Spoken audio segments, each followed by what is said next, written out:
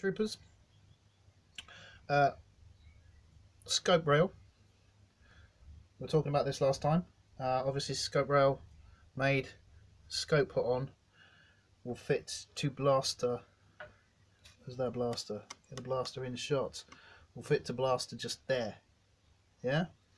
But what you need to do also is your counter needs to be fitted to the side of the scope rail.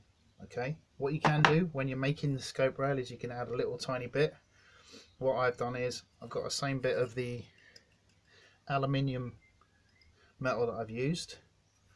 Yeah, it's about 40mm long, and what you do is you're cutting like something like a 90-degree bracket, okay, and that will screw into the bottom of your end fixing for your scope. Okay, and then what you will do, you will measure that up with your counter, and the counter should fit just like that on there.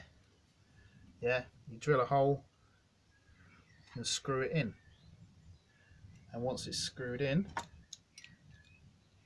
you can then fit your scope rail onto your blaster. Obviously you can try and fit your screw this in once your scope rail's fitted to your blaster, but I'd recommend you do it this way. Okay, like that.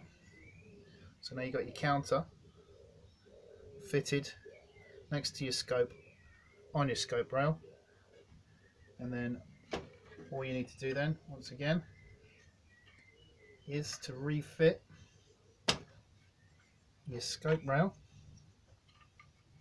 in the correct position that it was previously refitted, if I can find the screw, which is just there.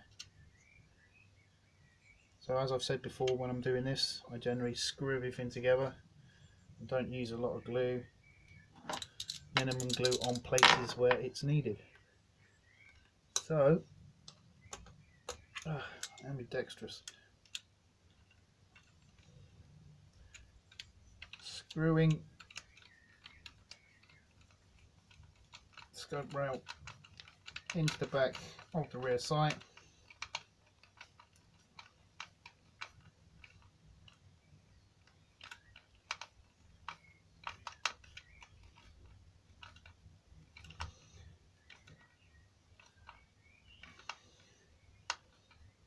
Like so, and there you go, that's fitted. That should stay in place, and it's looking pretty good. It doesn't, I mean, it looks a bit wonky, but I mean, once it's painted black, who knows. So that's your scope, counter device, blaster's pretty much stuck together now. We got these what I call fingernails on there. Yeah. We got the trigger and the trigger guard. You can make a metal trigger guard, but like I said, I'm after this blaster in a hurry. So we're getting there now. We've got the end cap, which is fitted with the D-ring. That's a bit wobbly, so I'm not going to stick it on because I might want to put a spring in there later. You've got the clip. That would be for the folding stock. If it was a real gun, that would stop that. And then all we've really got to fit is the front sight. Those have got to be stuck on there. We've got to do a little bit with the magazine, which will go in there, and we're pretty much done. So looking good, and we'll come back once we've got a little bit more done. Cheers now.